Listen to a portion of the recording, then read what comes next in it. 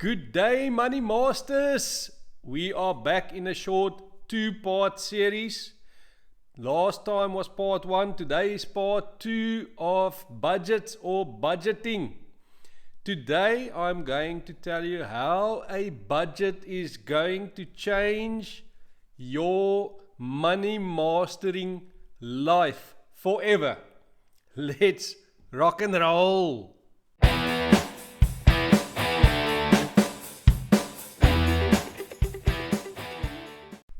Right, last week or the previous video, I tried to help you to put together your budget, to construct your budget if that is something you haven't done yet.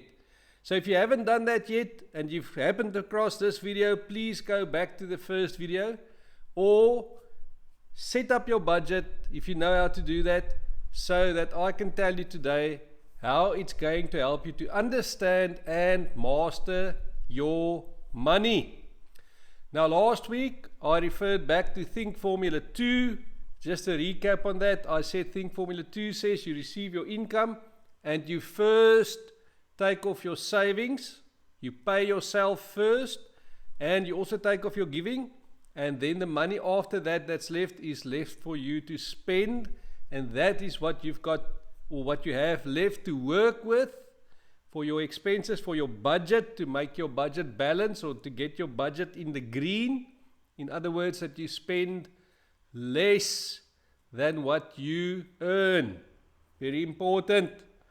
Okay, today I'm going to tell you a couple of things about how a budget will change your life, how it's going to help you master your money, and to do that, I'm first going to take you now back to Think Formula 1. And Think Formula 1 says, money and emotions are great servants and terrible masters. You want to be the master of your money and your emotions, and a budget is going to help you do that. How, do you ask? Let's move swiftly along. Okay, I'm going to give you a quick recap of things that I want you to keep in mind. You've set up your budget. As I said, you don't live on a spreadsheet. Things I want you to think about the whole time. Refer back to your budget. And then I'm also going to tell you why a budget is so important and how it's going to help you to master your money and emotions. Okay, the first thing is, your budget is a limit, not a target. Okay, so once you've taken your income minus your savings and your giving, Think Formula 2, that's what's left for spending. Now you can go and see where you spend money. Remember in the first video I said, do the work, download your bank statements if you're already receiving an income and you've been spending money. Download 3, 4, 5 months, go through them to see where your money's going to, so that you can record your expenses in your budget. Let's say your money that is left for spending after you've taken off your savings and your giving is $8,000, like in my example in the previous video. That is the ultimate limit, and it's not a target to try and spend 8,000.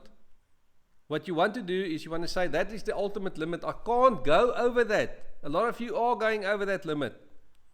Okay, so throughout this, we're going to talk about a couple of things to get you back in that limit as well. And so it's not a target.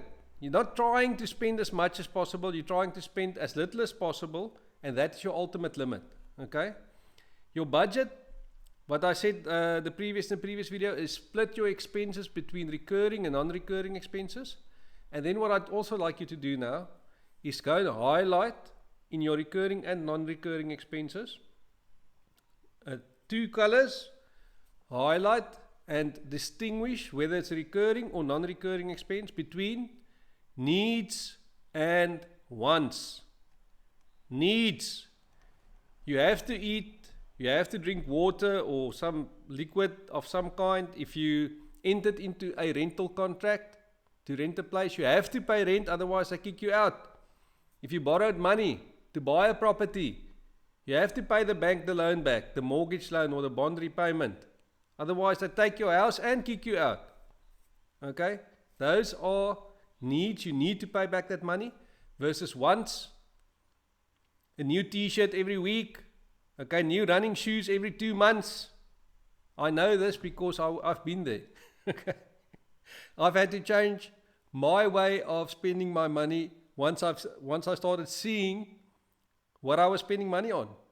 And what you may notice is you may notice that you spend more money on wants than on needs. Stop it today. Okay, we're going to go through this. It will help you. Have you considered all the cost? Okay, it's not always easy to know upfront if you're budgeting for something. If you have considered all the cost, do some research on the internet. Ask people who's gone through a similar experience. Just an easy example, if you are going to buy a property, you may have been budgeting for how much can I afford to borrow from the bank so that I can afford to pay them back the monthly mortgage payment. But once you own a property, there's property tax, there's municipal cost in terms of refuge removal and sewage they charge you for. There's maintenance cost to that house. So there's lots of extra costs. If you own pets or if you have kids, they come with costs that you only learn or only know about once you go through the process. Okay, extra costs. So have you considered all the cost? If you are going to incur new expenses, is there extra cost involved that you may not have budgeted for? So try as far as possible to not be caught out with surprises. Okay, then the next thing in your life, in your budget, is lifestyle creep. Lifestyle creep. It's often talked about very negatively. You work hard for your income. You want to reward yourself.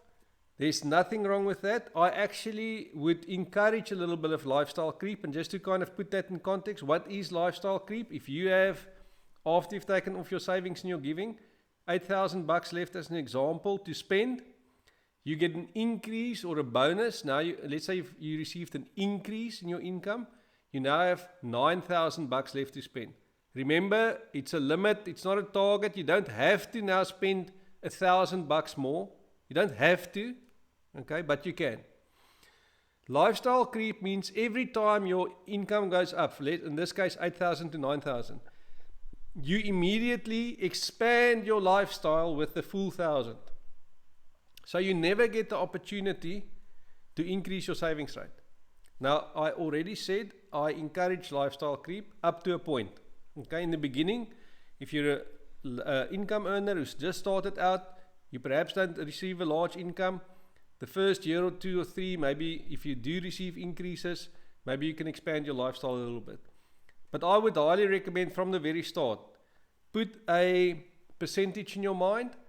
Let's say if I get an increase of $100, 50 or 60% of that or 70% of that I'm going to use to spend on myself. You've worked hard for the money. You can afford 1 or 2 extra luxuries that you couldn't afford previously. Treat yourself. It's your money. You worked hard for it. But try to not every time you receive a 100 increase, try to not increase your lifestyle by 100. Try to increase it by 50 or 60 or 70. And the extra 30, increase your savings rate. Your budget's going to help you with that. Okay. Now, it's important. These are just a couple of things about the budget that I want to keep, or you to keep in mind. But how should you use a budget to help you master your money? A budget is a tool. Okay, think of it as a training plan or training program. If you've ever tried to get fit, or tried to gain muscle, or lose weight, okay, or try to eat healthy. Now you've got to go and buy certain foods. That is a budget. It's the same as a budget. Your training program, let's say you want to build muscle in the gym.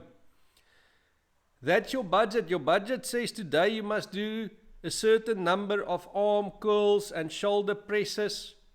And if you do all of that, you will increase your muscle size or weight or whatever. Okay? Your budget for healthy eating is, I have to buy these type of foods. If I put them together, I make a meal. Okay, and then I eat that. That's my healthy eating budget. And this is your money budget. It's a tool. It's a tool that's going to help you. It's a training program that's going to make you strong in your money matters. I wish I had a bigger bicep for that, but I don't. Okay. And the next thing is, if you do this, if you follow your budget, if you refer back to your budget, if you adjust your budget on a regular basis, you will start forming a habit. And that is the most important thing. Forming a good habit with your money, and a budget is going to help you with that. Okay, now, I've learned this the hard way.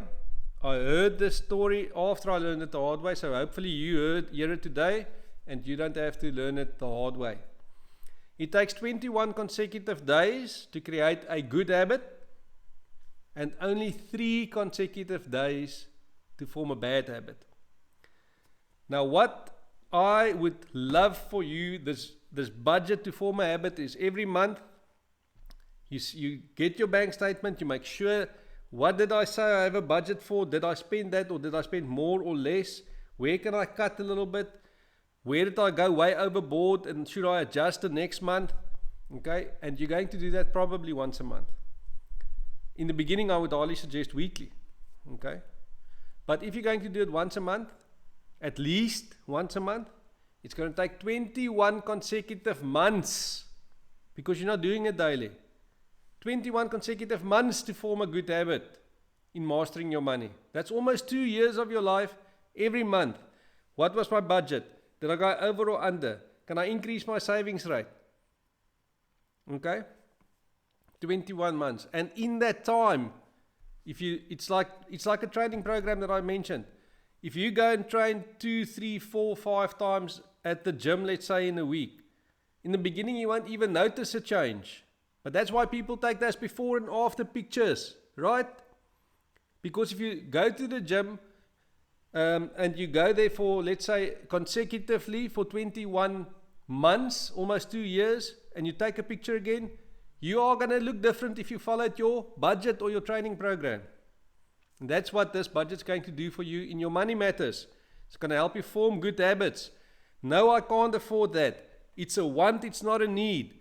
I learned now in the last couple of months, if I decrease my emotional response to these wants, because I can't afford them, you'd be surprised how interesting how your mindset changes.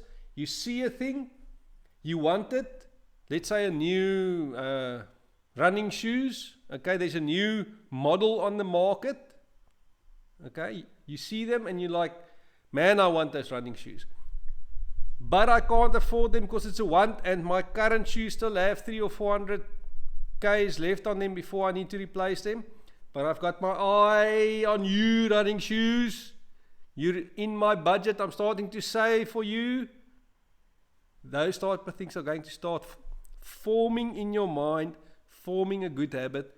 And these good habits, my dear Money Master friends, is what is going to change your life. It's going to make you strong.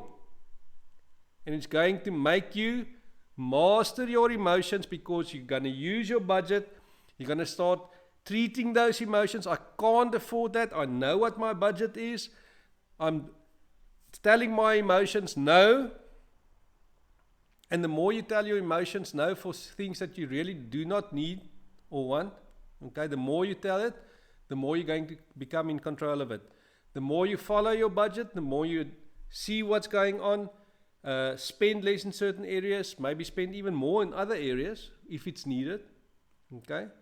The more you're going to form a habit of managing your money and becoming the master of your money through mastering your emotions, okay? That's great. I hope this budget video helped you. It helped you to think about why you should be using this budget, to make sure you know about all your expenses, group them in recurring and non-recurring, split between needs and wants, so that you can start cutting out some of the wants to make sure you remain in your budget, you don't overspend, You're in the green, as I said last week. All of this is going to help you immensely. And if you do it consistently for 21 consecutive months, doesn't mean you have to stop. You can continue. You should actually continue. But in that time, if monthly review budget versus the actual spending and income, you're going to look back in 21 months to 24, so let's say about 2 years from now, and you will not recognize yourself. Just like a person eating healthy for 24 months, 21 to 24 months, or religiously going to the gym for the same period of time. You won't recognize yourself, and I can't wait for you to go through that experience. All the best of luck to you. Do the work, put in the work, okay? And remember, you can always follow me on Twitter at MoneyMasterSJ on Twitter. And where you see this logo, you can hit the subscribe button by clicking on this logo. You can subscribe to the channel. Thank you for sticking with me to the end. I hope this helped you. I'm excited for you. Go and master your money and your emotions. And I'll see you in the next video. Cheers.